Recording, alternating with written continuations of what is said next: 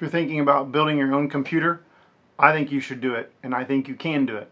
Over the next few minutes, I'm just going to show you what I built, why I built it, and let you know that it's worth the risk and it's worth the effort. You can build one too.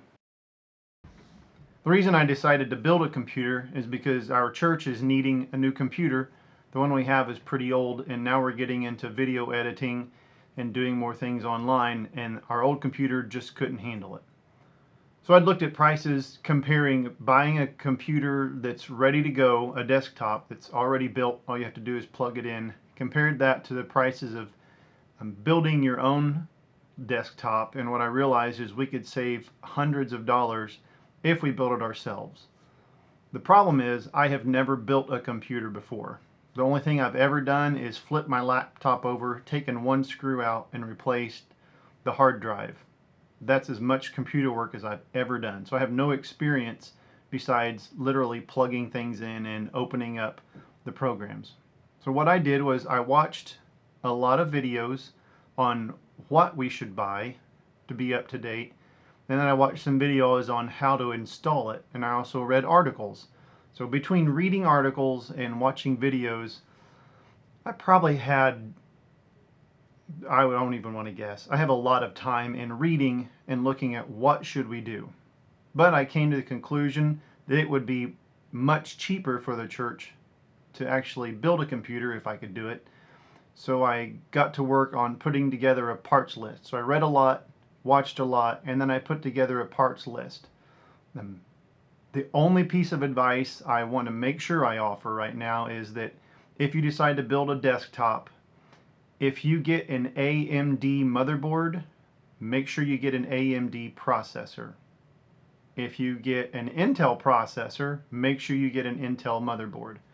With that exception, I almost made a big mistake there, but with that exception, I'm not going to tell you how to build one. I just want you to know that you can. Let me show you real quick what I did and tell you why I think you can do it too.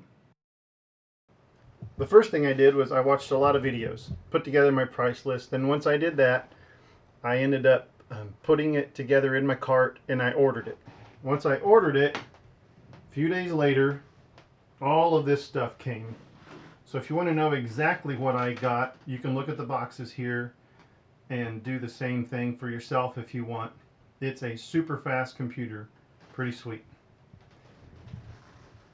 I ended up putting it together myself, and this is what it looks like.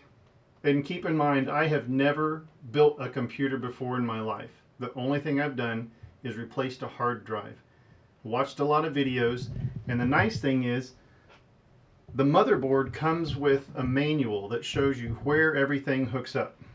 When I was getting close to the end, I was pretty scared though, because I had this pile of cords left over, and I thought I had forgotten something, but I kept reading a little bit and talked to someone, and they said that they send you a whole bunch of cords that you might need if you get a bunch of accessories. Well, I don't have a lot of accessories. I have my power, my graphics card, my processor, motherboard, solid state drive, and my RAM. One thing that did happen to me when I put it all together and turned the computer on, my monitor said I had no feed, there was no input, and so I did a little bit more reading and found out that I had not pushed my RAM cards in hard enough and they weren't making contact. So I took my RAM back out, put it back in, make sure it was in all the way, and then turned the computer back on, and then the monitor showed up, which is pretty cool. So then I bought Windows, loaded it up, and now the computer is good to go. So here's my setup with my laptop there. I watched videos, laid the shell down, and put it together along with a manual. The reason I'm making this video is because a lot of people like to get high quality for the lowest price possible. And if that's you and you want a really nice computer but you don't have the money, or you'd like to save a lot of money, the way to do it is to build it yourself.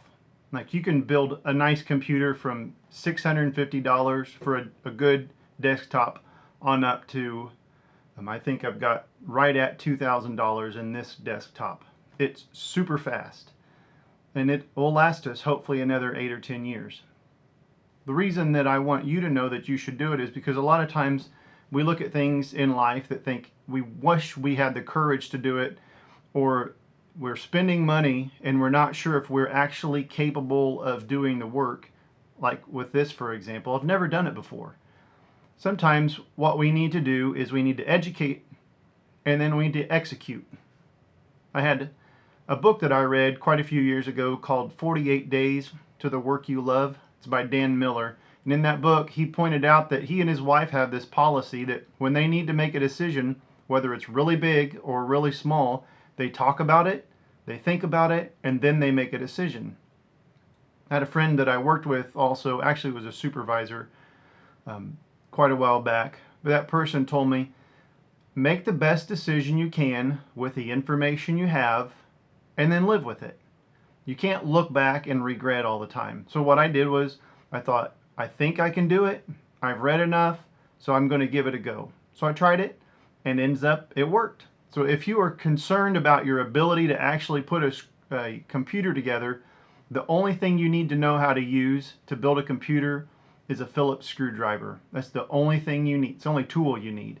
So if you can use a Phillips screwdriver and you know how to read, you can put your own desktop together.